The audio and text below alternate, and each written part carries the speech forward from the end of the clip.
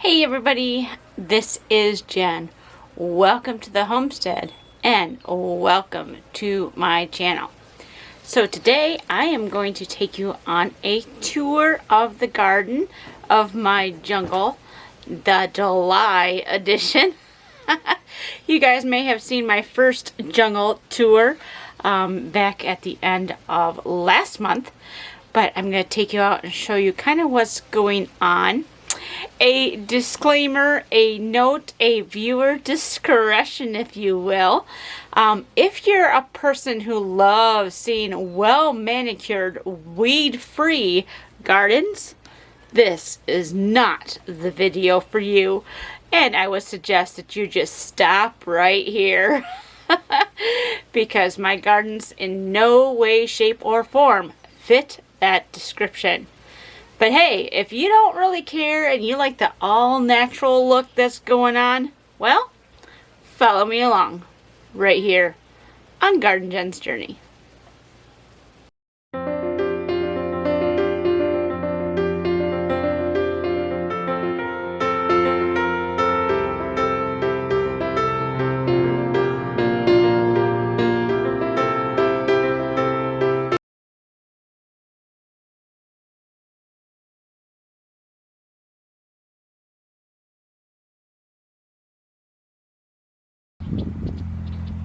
Alright, so this is the new main garden area, I should say.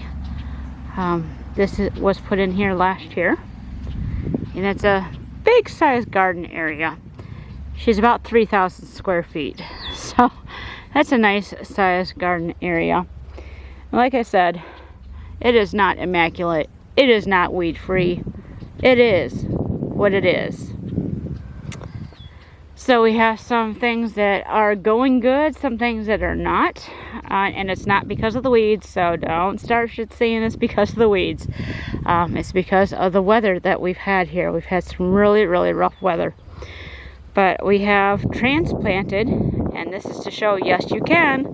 We have transplanted here. These are Mongolian giant sunflowers, and they're in with our peas. The peas are going to get pulled out because now it's too late in the season to allow them to grow. They're just going to get nasty. So we're going to harvest what we can because we have peas here. But it's at between 85 and 95 degrees right now during the day. Peas hate those temperatures. So we're going to harvest what we can.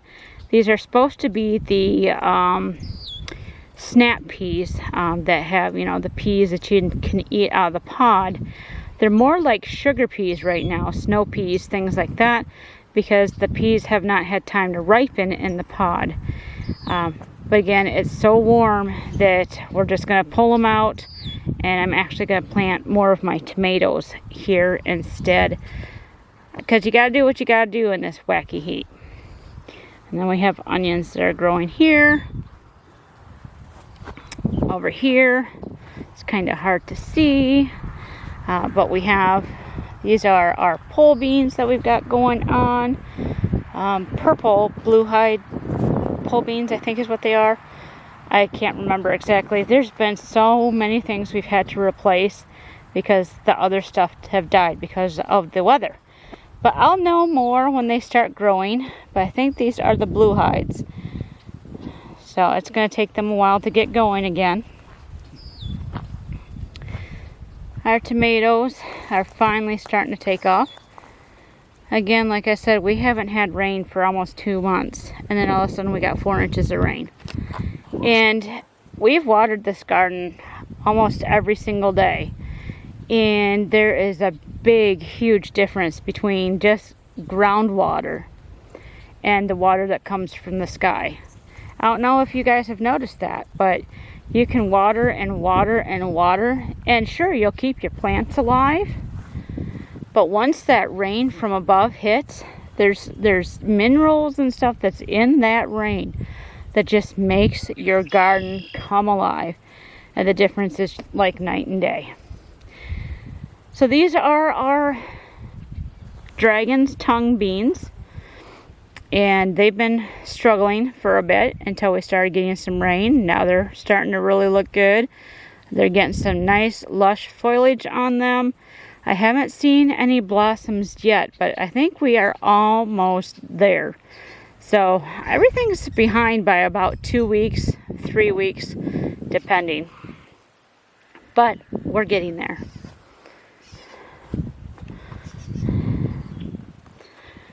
This is my kale and my kohlrabi. I weeded this a couple days ago because you could barely see where the kale and the kohlrabi were because of the grass and some of the other stuff that was creeping in. So you can at least see where they are now. Narrow leaf plantain, wonderful plantain. And again, it and the seed heads have great medicinal purposes. So I just leave that. I mean, it's really kind of pretty. Adds some texture to the garden as well. My cannas, these guys kind of show you how bad our gardening year has been. Just because how short this guy is, it should be twice as tall. It should be as tall as this stake that's next to, but it's not. So, yeah, again, it's just been a struggle this year. But I have celery here. These are flowers, more flowers, peppers, and stuff like that. And then on the end, I have eggplants going on. Here is my potatoes and squash. So this is a really interesting patch. I had rows of potatoes. There's 2 rows right there. And all this area was rows, hilled rows of potatoes. But hardly any of them on this side took. So what I ended up doing is hilling up around the potatoes that actually grew, and then made more hills and planted my squash next to. And some of the squash is doing good. Some of the other squash that I transplanted, not so much. Again, because of the weather. But look at this beautiful squash. And it's hard to see because the squash gets so big. So depending on which grows faster, the squash or the borage.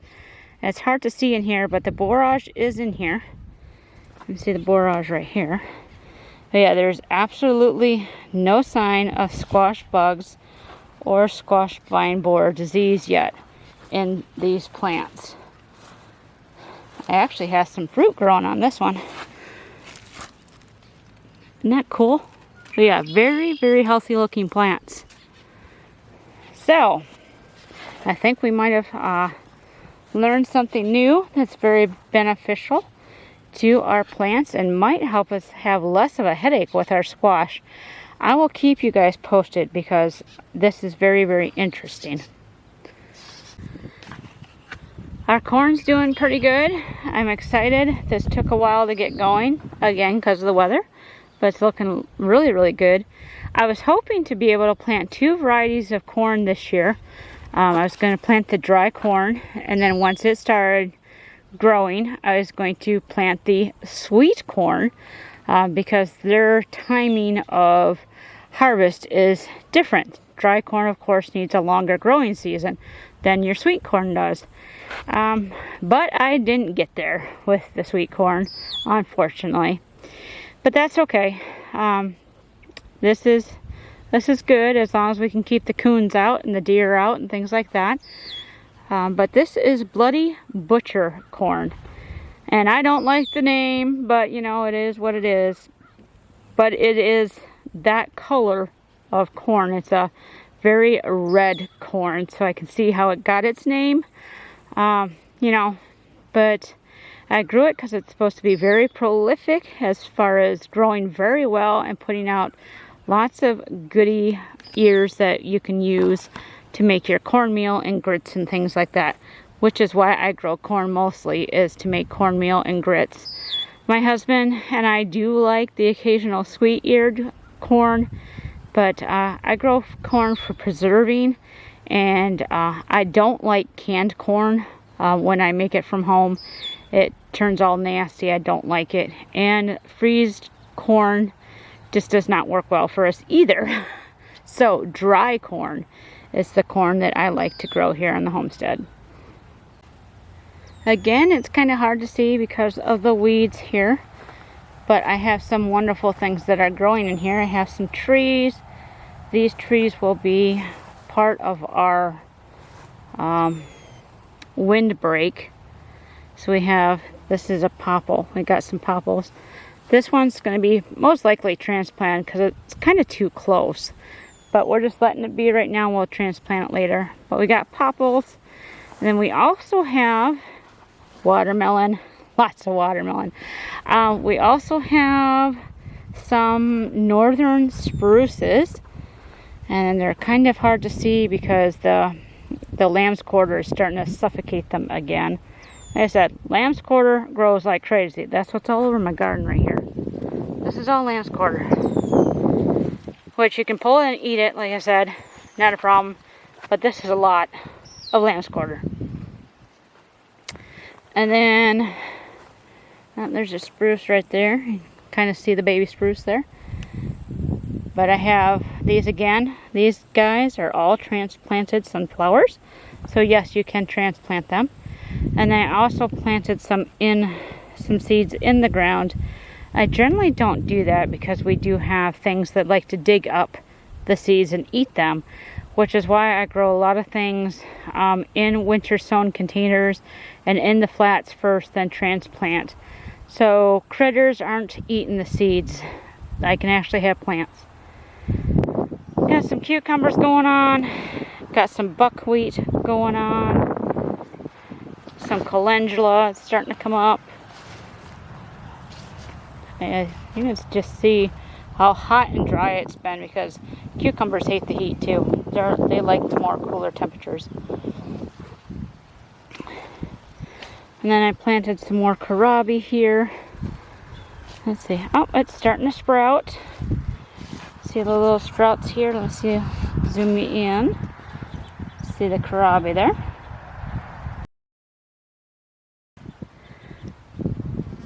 This is my delicata squash that I have growing on this trellis over here at this end. And of course, the borage.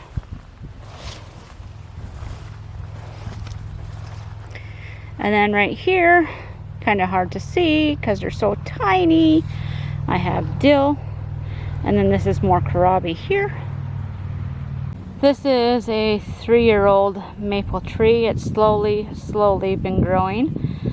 So we've just been watching it. We're hoping it'll eventually take off this year and really start growing to be a little bit taller and a little bit stronger. But it's so cool to have a maple tree on the property. This is the rose patch that was in Part2 this spring.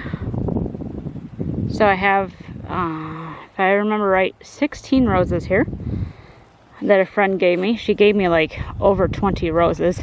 She didn't know how many she had. She had just had a bunch of roses that weren't doing well in her yard. So she dug them all up, gave them to me and said, they grow great. If not, you know.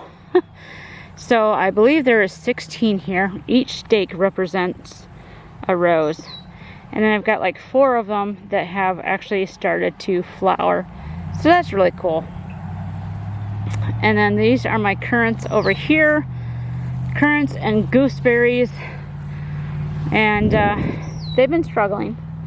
So it's been interesting because I never really thought about having to water these guys too much until just recently. I'm like, oh yeah, I probably should water them more. Because they were doing so great before. I mean, they were getting huge and just amazing. But I actually lost half of my transplants. I was like, maybe I should have watered more. You think? But right here, this row here, these are all black currants. Tatiana variety. This row here, this is gooseberries. I lost about half of them. I think I have like 4 left. There's 1 there, and then each of the flags is a gooseberry. And then this is a yellow currant. It actually flowered this year, but there is no fruit on it, which I found kind of amazing. But it was beautiful, beautiful smelling flowers. And then where this crate is, to that stake there, that was red currants. And every single one died. Lost all of them. I was like, wow, pooey. But, you know, it is what it is. You win some, you lose some in this gardening world. Thankfully, though, I had transplanted a bunch of currants from a friend of mine's place. And we didn't know what kind they were at the time, because when we transplanted them, they weren't in flowering stage. And I found out what kind that they were this year, because they actually fruited.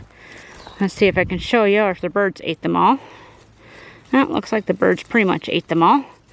But these are actually red currants here. So I was excited. You know, I lost all my currants there, my reds. But that's what these guys are. So I was like, hey, that's cool. So I have my reds, my blacks, my yellow, and my gooseberries that are still alive. So I have my watering thingamawidgy there, my sprinkler. And I've been watering this every day, except for when we get storms. So hopefully I will not lose any more of these fruits. Okay, so remember what I said about I just let some weeds go and be an ecosystem here, and I actually use them for things so they don't bother me so much. This is mullein. Isn't this beautiful? You've probably seen it in fields, in glades, along the road maybe. And this is actually 2-year-old mullein. And you can tell because of the flower spike. First year mullein grows lower to the ground. It does not have a long central stalk that puts up the flower spike. It stays low to the ground. It's building its root system, so the following year it can produce its seeds and of course propagate itself. But this stuff is amazing stuff. This can be your poor man's toilet paper. You know, if you run out of toilet paper, you can use it. Like lamb's ear, this is very, very soft. I mean, if you like soft toilet paper, here you go, folks. This is the stuff. But it's good for respiratory problems and all sorts of good stuff. If you want to know what a mullein's like, you can Google it. I will try to do a video about it soon, weather permitting, and of course health permitting. I've been really sick because of all the smoke from our friends in Canada, whose poor country is burning off the map, so to speak. And so we've been getting a lot of their smoke, which has been making me very, very ill. So just being outside for 20 minutes, even though it's a beautiful day, I mean, it's gorgeous. Gorgeous, gorgeous, gorgeous. And I'm not sure where that storm is that I heard. I don't see it anywhere. But even with these beautiful clear skies right now, all the toxicity from the fires is still in the air. And so I have to really be careful on how much I'm outside, because I will get sick. And it's not fun, folks. It's not fun. So if you have breathing issues or stuff, and you're in the Midwest, or even the East Coast, it's getting a lot of it too, because the worst fires are over on the east side. I suggest that you wear a mask. I know we're going back to COVID, but wear a N95 or a K95 mask with the filter on it while you're outside, so you can enjoy being outside and not get sick. Okay, everybody, that is the tour of my jungle here on the homestead. I know it was a little bit long, but I know some of you guys love to see my garden and what I'm doing in it. So thanks for following me along today and just being with me on this journey. Like I showed you, we've lost a lot of things. We've had to replant a lot of things and just deal with the kind of weather we've been having. Global warming is what it is. I don't quite get behind all the politics and everything about the global warming, but the idea of it, that the temperatures are rising across the globe for whatever reason. It is what it is. And so our weather is really, really wacky. And all the smoke in the air is also throwing off the weather systems. If you think about when volcanoes erupt and all the ash that they spew into the air, it really causes weather changes because the sun can't get through that ash, and all the stuff in the air just messes with the different molecules and things that create storms. I mean, there's a huge science behind this all. So the weather is wacky. It is what it is. And right now we're dealing with lots and lots of rain or lots and lots of dry, hot days, which is not exactly good for growing gardens in. So we do what we can to preserve our gardens and just make do, and of course trust in the Lord to do what we can't do, because we can't make it rain, and we can only water so much, we can only fertilize so much. There comes a point where you just have to say, Lord, I've done what I can, please help my garden grow. And so that's what we've been doing here on the homestead. Again, thank you for following me along today, and I hope you guys, wherever you are, you're wonderfully blessed. So until next time, bye-bye.